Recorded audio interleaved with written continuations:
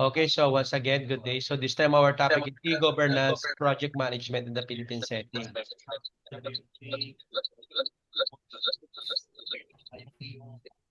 Okay. Okay, so e-governance project management means handling government digital projects the right way, no planning, budgeting, and making sure the work is done on time. It combines digital tools with public service goals. Let's say, for example, when the government wants to create an online system for issuing business permits, they need a project team to plan the budget, timeline, design, and training. Managing this whole project or process properly is called project management. No? Why is it important? So because without good project management, government e-service can fail, no? Wasting time and taxpayers' money.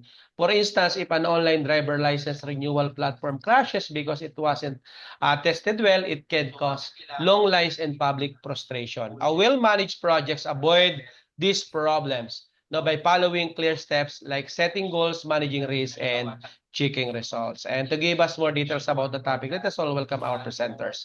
Go ahead.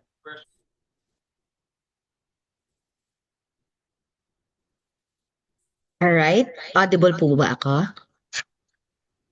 Yes, ma'am. All right. So good afternoon, everyone. Good afternoon po, Doc. I'm Daphne Hunter Shago, and joining me in this report is Miss Lian Igos. So today we'll be presenting module number 12, and that is e-governance project management. All right. So ano po yung makukuha natin with this topic? So our learning intended outcomes is that number one, understand the core principles and methodologies of e-governance project management. Second, learn how to initiate and plan e-governance projects, defining scope, stakeholders, and resources. Number three, analyze the significance of project governance and effective stakeholder engagement.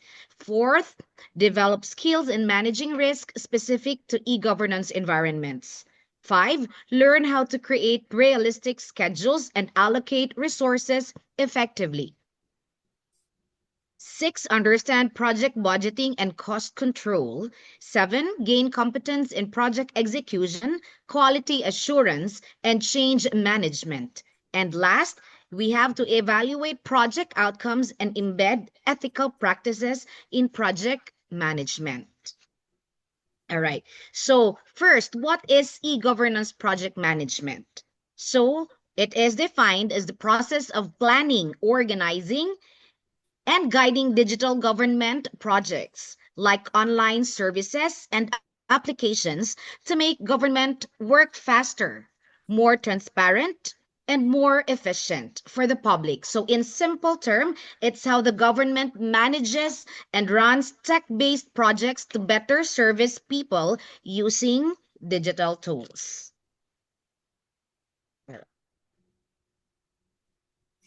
All right, so e-governance project management focuses on incorporating digital systems into governance to streamline services, improve accountability, and increase citizen engagement. It encompasses a wide range of functions such as administrative restructuring. So this one, it means that changing how a government or organization is set up and run. Second, leadership and policy development. So this one is guiding in the right direction. Third, digital service delivery. So this one is providing service through internet or technology. And fourth, transparency and evaluation. So which means being open about the government or what the government is doing. So as per Monir El Khatib et al., understanding hazards is in e-governance implementation is critical for successful governance initiatives. So example for this in our Philippine setting is that the Department of Information and Communication Technology iGov Phil project supported the digital transformation of government transactions through platforms such as PhilJeps and iGov Mail, promoting transparent and efficient public services. All right, so next one is project governance. Project governance provides a structure for aligning projects with organizational strategies and goals. It includes processes, roles, responsibilities, and decision-making frameworks to ensure accountability and control. So in short, it follows a standard or structured approach. So we have the two key definitions. According to Nestor and Bellew, I hope I pronounced it right. So in 2014, a comprehensive governance framework involves duties and procedures that align project outputs with organizational objectives. And according to Nielsen 2010, an overarching governance model outlines how decisions are made and monitored. All right. So e-governance and project, or sorry. So let me give an example for the first one. Quezon City's e-gov services platform exemplifies project governance by using IT systems to meet applications, human assessment, and citizen requests, all aligned with city development goals. All right, so let's proceed with e-governance in project management. E-governance is the use of information and communications technology, or the ICT, to support governance functions such as leadership, performance evaluation, and public service delivery. It transforms traditional operations by enabling faster, more transparent, and more inclusive decision making. All right, so we have identified three key elements. So number one, decision-making optimization. Number two, transparency and access to data. And third, resource and performance management. So example for this one is the Land Bank EMDS, or tinatawag nating Land Bank Electronic Modified Disbursement System, has allowed local government units, or LGUs, or even like DPWH, to disburse salaries and payments securely online, reducing paperwork and delays. All right, so e-governance and project risk management. All right. So risk management is vital in project execution. E-governance projects face risk like number one, poor stakeholder communication. Number two, lack of digital literacy.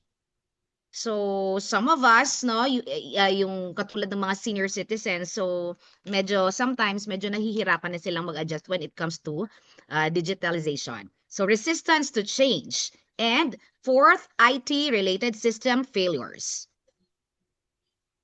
All right, so we have identified three also for effective strategies, and that includes clear communication plans. Second, training for stakeholders. And third, early risk identification and mitigation. So example is during COVID-19 vaccination, information management system by the Department of Health faced challenges in data sensing and access control.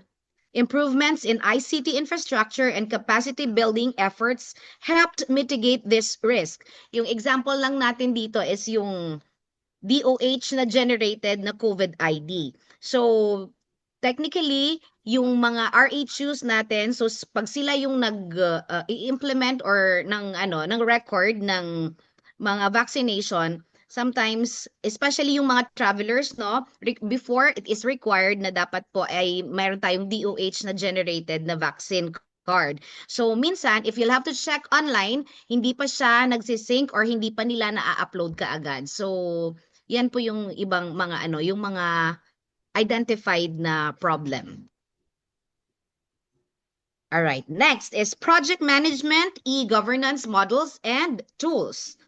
All right, so e-governance models guide the structured application of technologies and governance frameworks. These models employ tools such as, first, artificial intelligence or the AI.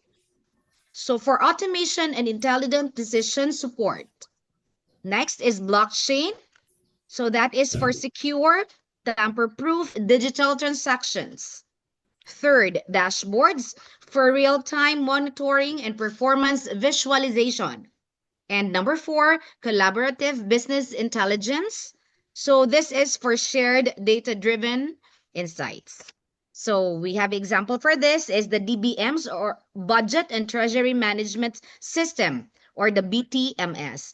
Is a centralized financial platform used by national agencies. It enables real-time tracking of expenditures and supports decision-making using dashboards and BI, or the business intelligence tools.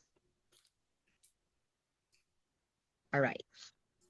So another example is the DILG EBPLS, which automates business permit issuance at the local level, ensuring workflow transparency and efficiency across LGUs. So next one is artificial intelligence. So AI enables public managers to first, automate repetitive tasks. Second, conduct predictive analytics. Third, improve fraud detection. And last, support data-driven decisions. AI also in processing unstructured data and reducing manual errors. Natural language processing and machine learning algorithms make it easier to analyze citizen feedback and detect service gaps. So example for this one is Valenzuela's Valtrace app, integrated AI-assisted features for contact tracing during the pandemic, increasing efficiency in data management and public safety response. And for my last topic before we proceed with Ms. Lian Igos is the blockchain. Is a secure digital ledger used to record transactions. Its features includes immutability and transparency. Second is decentralized verification. Third, smart contracts and digital IDs. And fourth, reduced fraud and improved trusts. Blockchain mitigates issues of unauthorized access and supports transparent procurement, licensing, and registry systems. So example for this one is the Department of Science and Technology piloted blockchain-based voting systems to secure electoral data and prevent manipulation, promoting digital trust and transparency in public elections. So that's all for my part. So Ms. Lian, take it away, please. Okay, thank you so much, Ma'am Daphne. So let me share my screen first. Okay. Okay, is it visible po ba? Okay. So, e-governance project management part 2. So, thank you so much again, Ma'am Daphne. And I will be continuing the management tools that were earlier discussed. But for starter, let me share the overview of my discussion. The first one is discussion of dashboard, critical success factors. Then we will proceed to the topic of planning and executing e-governance projects. Then the fourth one will be assessing the impact and effectiveness of e-governance initiatives. Then the last topic will be the best practices in e-governance project management. So to continue again, let's proceed to the dashboard. Dashboard is one of the examples together with the AI and the blockchain. So it is also an example of project management e-governance models and tools wherein it is defined as it serves as a centralized real-time graphical interfaces that display key performance indicators, or what we call KPIs and project metrics, wherein it enables by technologies like data warehousing and online analytical processing, or OLAP.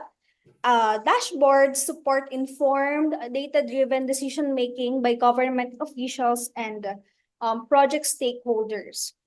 So they help reduce costs, address citizen concerns, and improve policies by presenting critical information clearly and concisely. So yung terminology na dashboard, of course, hindi na siya bago sa atin, no? And just to give you an example kung ano ba yung itsura ng dashboard, this is from the Public-Private Partnership Center of the Philippines, kung saan makikita natin yung different graphics wherein it presents transparency para sa mga citizens na mag-visit ng kanilang website, wherein pinapakita nila yung budget allocated for a certain project and ano na ba yung progress na nangyayari sa certain project na yon. So that is an example of dashboard. So in short, aside from being centralized, it is also a model or a tool utilized by a public agency to ensure that there is transparency between them and the citizens. Now, let's proceed naman doon sa last project management e-governance models and tools. So, it is called as critical success factors or yung tinatawag nating CSFs. So, to define, critical success factors or CSFs are key elements essential for achieving project goals within e-governance project management. So they help align stakeholders on objectives, define strategies, manage scope, ensure effective communication, and secure leadership support. So CSFs are documented collaboratively and require mutual agreement for changes, promoting transparency, accuracy, and consistency, and tools like dashboards or AIs or blockchains enhance CSF implementation by enabling real-time data analysis, improving decision-making, managing risks, and fostering long-term project success. Overall, CSFs are supported by e-governance tools, strengthen project planning, execution, and value creation. So yung mga e-governance project management tools natin are anchored with each other. And just to have a summary kung sino ba yung CSFs, yung critical success factors is a document where the success factors are enumerated for a certain e-governance platform. This is documented collaboratively by the people involved in the project. And just like what I have mentioned earlier, dashboards help to document kung ano ba yung mga critical success factors na tinatawag natin. That concludes kung ano ba yung mga models and tools na ginagamit natin for the project management e-governance. Now, let us proceed naman po sa second topic, wherein the 13 steps of planning and executing e-governance projects. So, again, please bear with me as we will discuss 13 steps kung paano ba natin dapat execute ang isang e-governance project. Okay. So to introduce, the successful implementation of e-governance programs needs meticulous planning, organization, and execution. The following are the fundamental steps and factors to be taken into account during the process. So just like in any other projects, school projects man yan, event planning man yan within your company, may step-by-step guidelines para ma-execute natin properly. So first is needs assessment and goal setting. So of course, just like what I have mentioned, in every plan that you are going to make, it is very important for you to have a set of goals para alam mo kung saan ka papunta at kung ano ang gusto mong ma-achieve. And for us to guide throughout these 13 steps of executing e-governance platforms, let us dive into an example. As you may observe, one of the timely events na mangyayari ngayon is yung midterm elections, which will happen on May 12. And if you're going to visit the Facebook page of Commission on Elections or COMELEC, meron silang nilaunch na precinct finder, online precinct finder, kung saan i-input mo lang yung details mo, then lalabas doon kung anong precinct number ka. So I think that is one of the timely example for an e-governance platform. And throughout our discussion, let's compare kung nagagawa ba siya ni COMELEC. Okay? So, if we're going to have the position of COMELEC in the goal setting sa pag-launch ng Precinct Finder, I do believe that their main goal is to help the citizens or the voters na mas mapadali yung paghahanap nila ng presinto nila. Unlike yung usual na ginagawa na aagahan mo, then makikipila ka kung sa paghahanap kung saan ka ba dapat, kung saang classroom ka boboto. I think that's one of the goals ni COMELEC sa pag-launch na yon. Then the second step is stakeholder engagement. So of course, the first step in the process of e-governance platform involves the identification and active involvement of many key stakeholders, which encompass government officials, citizens, private sector partners, and civil society organization. And going back, in every event or in every project, it is very important to recognize kung sino ba yung mga tao na involved doon sa project na gagawin mo. Then for the third one is budgeting and resource allocation. Of course, in every project, there must be a budget allocated. Hindi tatakbo yung programa na gusto mong gawin if walang enough budget na nakalaan para doon. So it is very imperative to develop a comprehensive budget that encompasses a thorough estimation of both the financial and resources that will be necessary for your project, and ensures that there is sufficient financial resources. Fourth one is project planning and management. So construct an all-encompassing project plan to delineate the extent, schedule, outputs, and significant events. And it is very important to designate positions.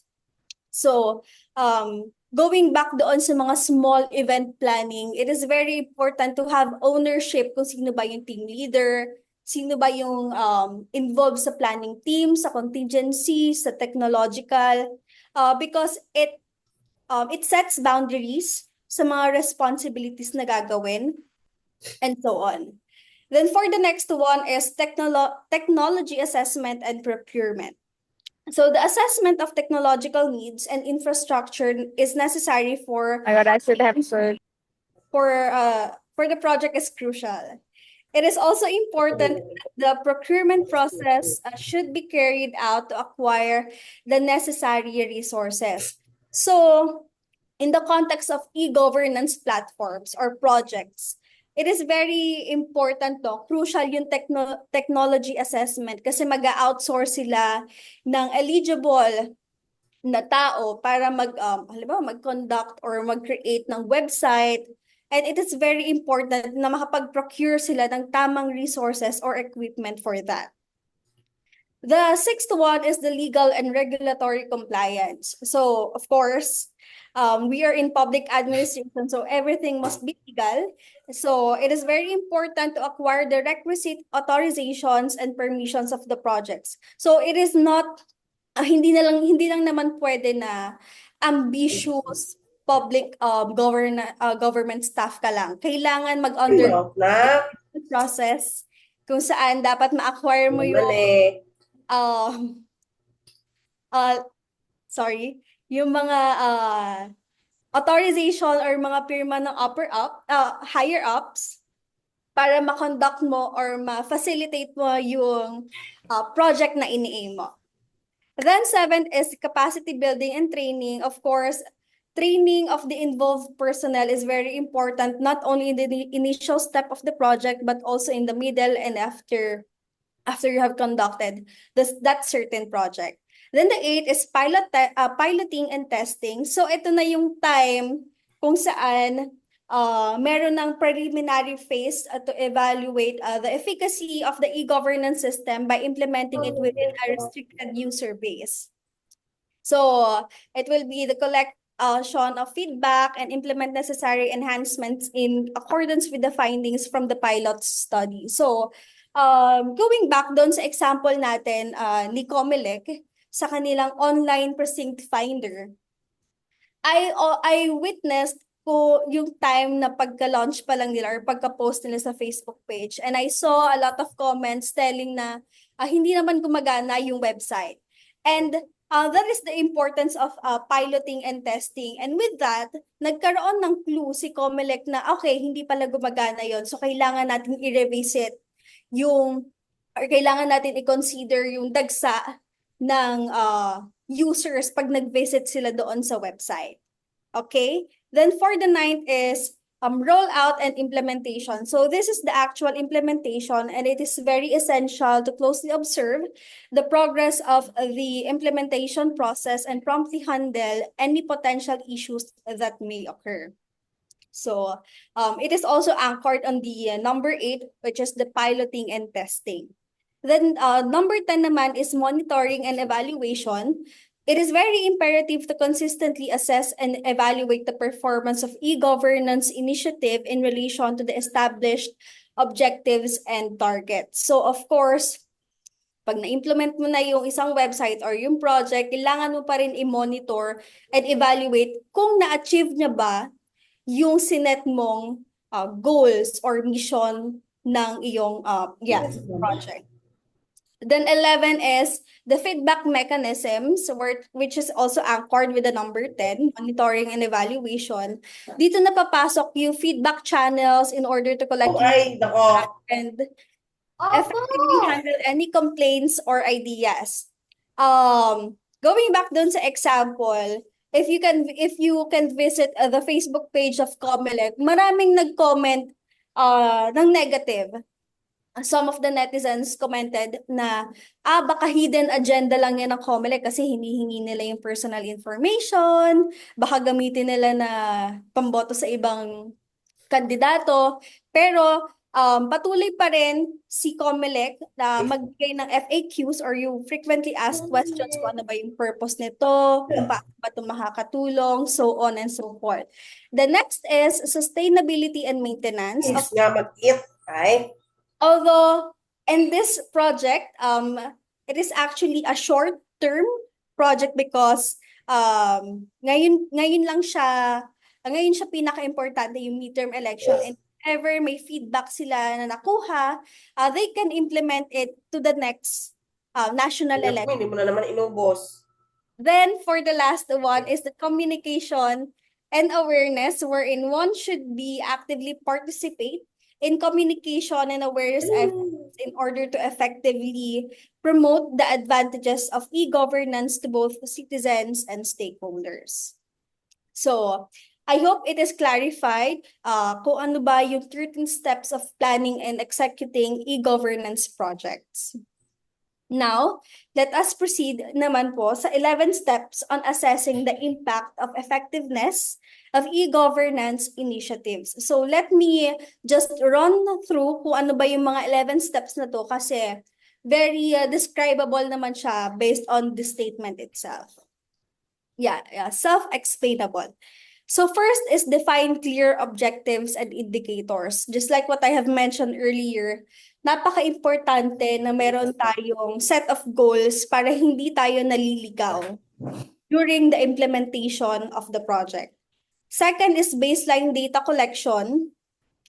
So, in order to assess a project, it is very important, or commonly naman talaga, yung mga project na ini-implement natin, may nakapag-implement ng iba. So, we can have a comparative study kung paano ba naging successful, halimbawa yung story or yung project implementation in Thailand compared dito sa project implementation in Philippines. So that will be your basis to assess if naging effective na ba yung project na in-implement mo. Then third is monitor key performance indicators or yung KPIs natin. Fourth is to conduct surveys and feedback mechanisms because after all, if you are going to launch an e-governance project, the main goal is to be user-friendly para sa mga citizens. Dahil para sa kanila naman, yung project na ginagawa natin. Then the fifth one is evaluate user adoption and satisfaction. Just like what I have mentioned, it only revolves kung gaano siya ka-effective or gaano siya ka-helpful kung sino yung mga target users mo. Sixth is analyze process efficiency. Seventh is assess impact on sustainable development goals, of course. Eight is cost-benefit analysis. So it is more a structured approach in order for you to assess the successful or the effectivity of a certain project. Nine is the case studies and success stories. So actually, pare-parehas lang siya kasi anchored naman siya sa number 4 kung saan it is based on the feedback mechanisms ng mga users ng project mo. Then 10 is continuous improvement. 11 is regularly reporting and accountability. So it is very important for a certain e-governance project to report regularly, to check it regularly para the same page pa rin, para makita natin if same page pa rin tayo with the enumerated objectives of the project. Now, let's proceed naman po sa ating last topic, which is the best practices in e-governance project management. So ano nga ba yung mga best practices or mga napatunayang beneficial when it comes to the e-governance project management? So we have 13 best practices. First is clear project objectives. So nabanggit na din siya kanina in e-governance project. It is very important to have your objectives, a planned document for you to initiate and implement the project itself. Stakeholder engagement. It is very important na may coordination, may cooperation between the team leader and team members for them to have the same goals or same insight for the project. Then the third is comprehensive planning. Of course, the planning itself is very important in everything that we do, especially on projects or events. Fourth is dedicated project. Okay? Just like what I have mentioned earlier, designation between within the team rather is very important to cater or to have ownership with their responsibilities. Then the fifth one is project governance. So dito naman papasok yung regular assessment ni team leader when it comes to the during the implementation of the project, because kailangan may regular visits, if tama pa ba, nakalinya pa ba yung ginagawa natin. Then sixth is agile approach. So the word agile means being able to move quickly or being flexible, because we cannot deny that in implementing projects or events, there will be circumstances that are unforeseen. Right? May mga issues, minor man yan or major, and it's very important for the team leaders and the team members to have this kind of characteristics wherein kaya nilang iliko agad or maging resourceful sa action plan nila. Then, seventh is user-centric design. Just like what I have mentioned earlier, kailangan nakafocus siya sa mga gagamit ng project mo. Hindi naman pwede na ang gusto mo i-cater is all of ages tapos very complicated siya i-navigate.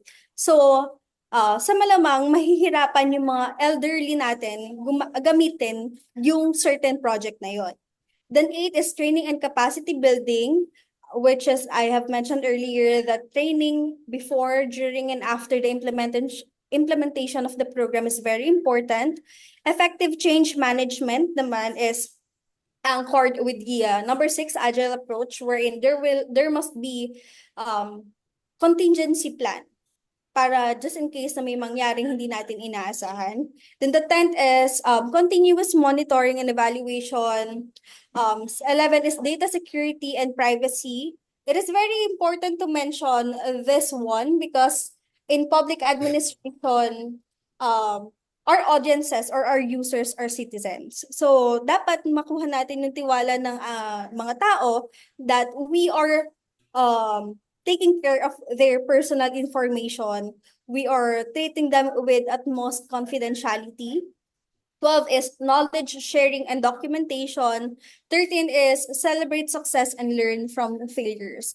It is very important to celebrate success because of two main factors. First is, of course, we cannot remove the fact that the people involved in the project management are also people, are also employee, right?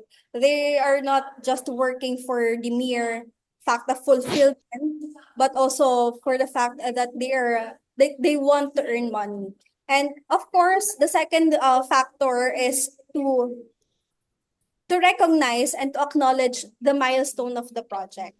So I think that would be all from our part.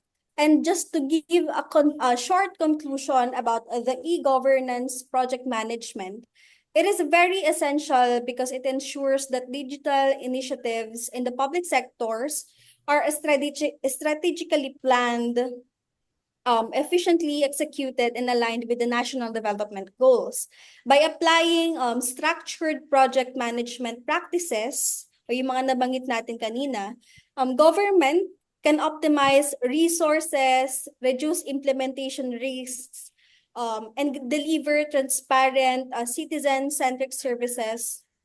And effective government project management also fosters, of course, accountability, enhance interagency collaboration, and supports the successful integration of technology or the modernization to improve the governance, policy making, and public service delivery.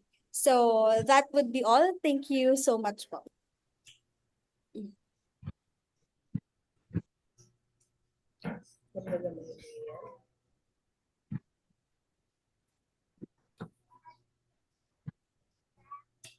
Presenter, no? Again, in our country, most e-governance projects follow a step-by-step process, as our presenter mentioned. No? We need to identify the need, plan the project, no, develop or procure software, train employees, and monitor if it works well of the public. No, DICT, e-LGU system is a good example. It provides LGUs with tools for e-permitting records management and citizen management. No? Some of the main challenges include limited internet in rural areas, lack of IT skills in low LGUs, and slow procurement processes. Let's say, for example, no, in a municipality may want to shift to online birth certificate registration, but may not have the funds, no, trained staff, or reliable internet. Project managers must plan ahead for these issues by involving local stakeholders and secure proper funding. Quezon City successfully implemented the business one-stop shop, no, system, no, where residents can apply for business permit online, and the project was carefully managed. No, officials consulted business owners, coordinated with IT developers, trained staff, and monitored the system after launch. No, the result, no, less waiting time, fewer fixers, and increased business confidence. No, will manage e-governance project benefit and everyone. They make services faster, reduce corruption, and improve trust in the government. As more Filipinos go digital, we need systems now that work smoothly, whether there's online PhilHealth registration, SSS contribution, or barangay clearances. Project management make sure these tools are built and delivered properly, improving daily life across our country. Okay? So thank you so much, Presenter.